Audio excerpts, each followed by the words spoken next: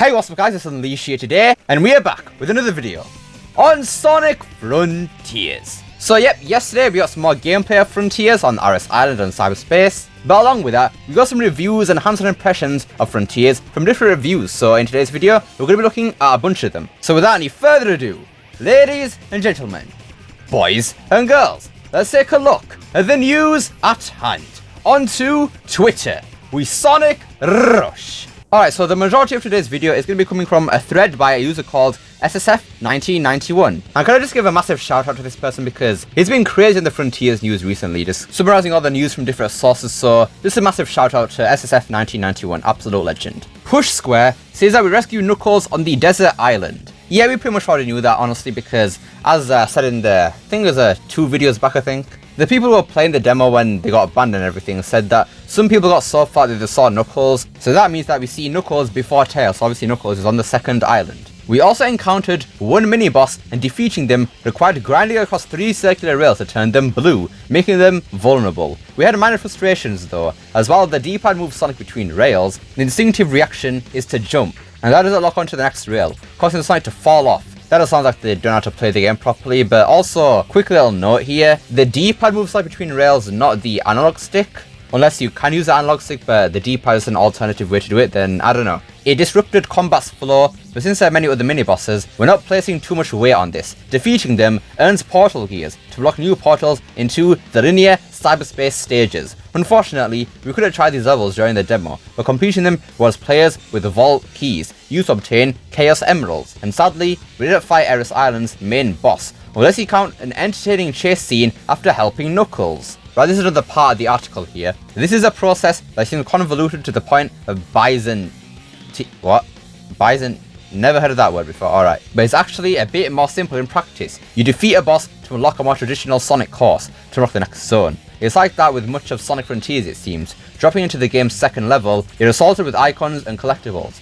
Collect some kind of ring, orb, gem, fragment, seed, you're told.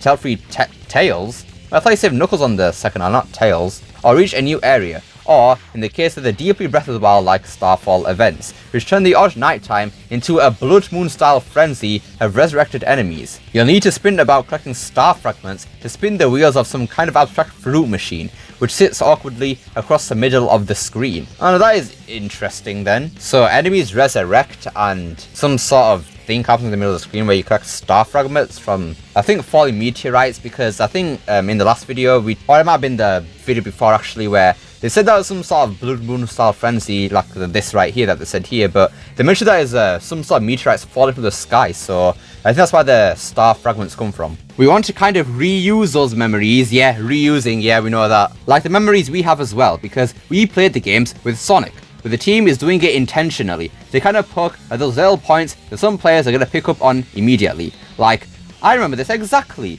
and we're making levels that maybe look different, but feel the same as other things you have experienced. There's going to be a mix of those very intentionally nostalgic or familiar areas, but there will also be some brand new things nobody's ever seen before. Okay, that's good. So in the mix of all the old levels, we're gonna have some new things in there too, so that's good. But I just want to talk about this thing right here, because some people said that because it's intentional that they bring out Green Hill, that makes it fine all of a sudden, when no, obviously it's gonna be intentional. Do you think they just coincidentally made a level that looked exactly like the ones from Generations? No, of course it was intentional. And that doesn't make it alright now, because obviously this made some sort of reason just to bring back Green Hill, Chemical Plant, Sky Sanctuary. I know you're gonna say, oh, but it's part of the story, so they have to bring back Green Hill. Well, guess what? The gameplay doesn't revolve around the story, it's vice versa. The story revolves around the gameplay. The reason they have Green Hill part of the story is because Sega said at the start of the game, like before developing and everything, they said that we need to find a way to put Green Hill into this game, so let's make some sort of story trope for it, like they did with Generations, Mania, and then put Green Hill in Frontiers. We want that. And obviously, that is lazy thinking. And I'm not calling the developers lazy, it's the idea that's lazy, not what they're doing that's lazy. Right, let's move on anyways. Okay, Sonic Paradise has 2 pieces of info on their hands-on impressions, if Google Translate is to be trusted, and one of them is huge. Eggman's doing stuff on RS Island. Sonic is the only playable character in Sonic Frontiers. That's a disappointment, but expected though, so not really disappointment honestly. First, I followed the quest marker and was able to spot Knuckles, who, like Amy before him, was trapped in a cage. By collecting about 28 memory tokens, which are distributed very generously on the island, he could be freed. In the short cutscene, he hasn't lost his memory, as initially assumed, and has a small, amusing verbal exchange with Sonic. However, the blue hedgehog doesn't seem to be able to free his friends easily, because after opening the cage, he seems to hurt and his arm gets a glitch effect, as we already know from Sage. This was also seen in the story trailer. He describes this as a side effect of Cyberspace. The memory tokens can be collected by passing platforming sections. Now, we did see this thing happen to Sonic's arm after freeing Amy too, so who knows what happens later in the story? Does he get more corrupted by Cyberspace and, I don't know, maybe Sonic turns evil or becomes seriously hurt, or I don't know, man. Very interesting. Relatively quickly after the start of my run, I was also able to discover the first Chaos Emerald on Aris Island. This is where it gets exciting. As on Kronos Island, it was the Dark Blue Emerald. Already in the initial presentation, I asked why you could already get a hold of at least 4 of the emeralds on the first island. I didn't want to be told more details, but a media colleague commented that it might be story related, but said that it was an interesting theory. So finding the same emerald a second time could indicate that there's more to the story that we know about the Chaos Emeralds as well. Okay, so supersonic boss fight on each island then? Is that confirmed then? I mean, why else would the same emerald be on both islands? Obviously, you get a supersonic boss on the first island, then the emerald scatter, they collect the same ones again on the second island. I mean, come on, the leaks will actually be right here. The boost behaved a little differently here than on Kronos Island. After a certain number of rings, a small cutscene plays where Sonic gains a lightning aura similar to that in the Sonic movie. I haven't noticed a noticeable gameplay difference here yet, but when you reach the maximum ring counter, here you had an infinite boost as long as you didn't lose any rings. This is very different from the Kronos Island demo, and an interesting concept to make rings more important again, since there's no life count again. So yeah, that's that blue boost aura that we heard about. We've seen it already too, so nothing special. A quick detour back to Eurogamer's article because there's something big I missed. Another confirmation that only Sonic is playable, but they also confirmed that Shadow is not in Sonic Frontiers. Well, that's kind of sad, but I guess they can't ruin his character anymore, so yeah. The most interesting part of the demo wasn't all that, but the story that I could see.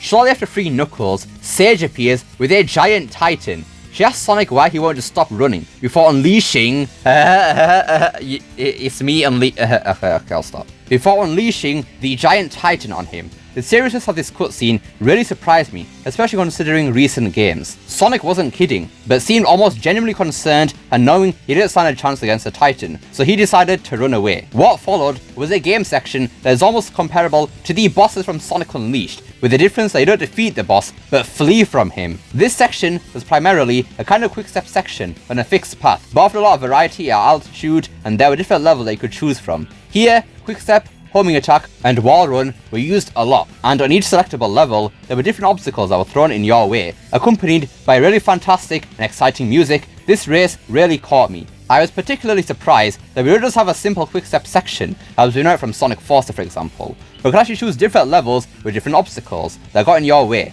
Accompanied by really... Did they just repeat themselves here? They just repeat themselves. What the hell? God damn it. What the hell? They repeat themselves 3 different times here. What the hell is this? Following the segment, Sage retreats, but tells Sonic that this was the final warning, to which he replies with, "That was a warning?" The cutscenes in the chasing section were very intense and really fun. Alright, that sounds pretty fun and interesting, honestly. The music is all there, the gameplay is all there too, story. The story of this game is going to be amazing, isn't it? I can already tell, man. This is going to be, honestly, this is brilliant. Okay, we got big story-related information about Sage from Spin Dash, roughly 20.5 minutes in. Izuku told them that, while Sage does have some similarities to Infinite, like the red stuff, they are not connected in any way. Well, rip Infinite fans, I guess. Are you planning a free demo on the different platforms to better understand this new concept? Takashi Iizuka. No. Really? Okay. But it'll still be available in many conventions between today and the game's release, such as the Tokyo Game Show soon. Don't forget EGX next month. Let's go, British gang, rise up. The stage of adventure, the islands of the Starfall Islands. Aris Island, the second island of the Starfall Islands. A desolate island covered in desert and rocky mountains. It is thought that it was once a defensive base for the ancients, with huge cannons and defensive walls left behind. Cacti, which are resistant to heat, grow in a harsh environment where sandstorms rage from time to time, and there are oases here and there. Okay, the things that we've been seeing then are definitely laser cannons, but also it seems that sandstorms are going to be happening in Sonic Frontiers. Let's go. So apparently I explained it in game why Knuckles is in Sonic Frontiers, and we'll have to watch the prologue to find out. Now, I don't really like this honestly because this is kind of like Sonic Forces and the comic situation where they explain a lot of things in the comics but not in the game, leaving the game itself to be a bit dry in terms of story, making things not explained properly and stuff like that. So I hope it's going to be less of that in Frontiers and more of it's in the game rather than in this prologue here, but I don't know, man. Alright then, on to Game Informer. One of my main gripes with past releases is that Sonic Speed often made it hard to see what's ahead. I appreciate Frontiers' more extensive open level designs because it's easy to see obstacles in advance and adequately maneuver around them. Also, there's always a curiosity on the horizon I want to explore.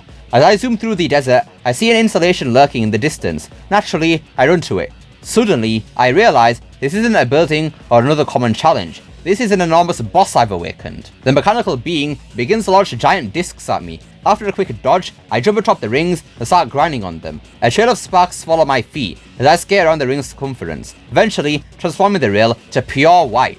Then I jump to the next, slightly higher ring and repeat the process another time. Sonic eventually lands on a higher, much larger set of rails, protecting the boss's vulnerable center. But now the giant machine begins firing lasers, turning the path ahead into a death trap. This marks the beginning of an incredibly cool and tense experience, requiring plenty of jumps, dodges, and rail switches. Dance music begins to whirl in my ears as I speed around the perimeter, jumping, dodging, and switching rails as I slowly lower the monolith's defenses. I finally activate each ring and the defense system crashes, leaving the robot's core wide open for a flurry of attacks. As I pummel the boss's life bar down to 0, I begin to have a creeping suspicion that perhaps I've made a grave mistake. Maybe Sonic games are good actually, and I missed out on decades of fun. Yeah man, you missed out on Sonic Unleashed and everything. Massive game there you missed out on. With little time left in my demo, I sequestered my doubts and raced off into the sands. There's a lot to discover in Sonic Frontiers, and I'm just getting started. Alright then, so the bosses that we heard from Aris Island seem really cool. Now by the way, the boss that's been referred to here is actually that big tower thing that we saw last video, where we actually thought it was some sort of building or something, but no, that was actually that boss that was just been talked about right here. But however, person here has been asking someone's played the Aris Island demo, I'm pretty sure. Our cyberspace levels on Aris Island are a bit longer than those on the first island, with more varied routes to traverse. Those are around 1 minute in length.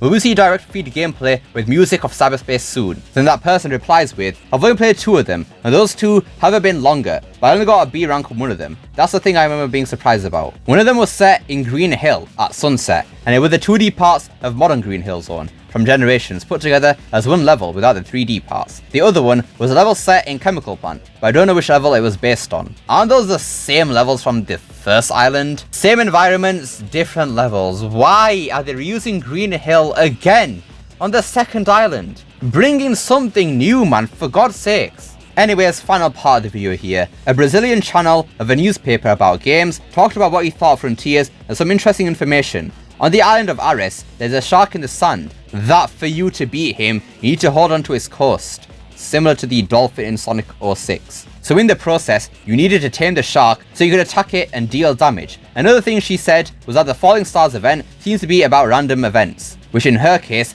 purple stars fall in the sky, and she needed to get the right number to win K. What's K? She said she couldn't win, so she doesn't know what the prize is. She also said she resets enemies and items, things we already knew. Anyways, that about does it for today's video. So yeah, we had a bunch of things on Frontiers. I think we have some boss information or something, some story things, a bit of cyberspace, and yeah, a whole bunch. But what do you guys think of this news? Are you more excited for Frontiers after hearing this? Let me know down below. Love to see what you guys have to say. I hope you enjoyed this video. Don't forget to like, share, subscribe, especially that last one.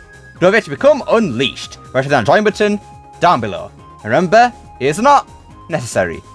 And I will see you all next time. Peace!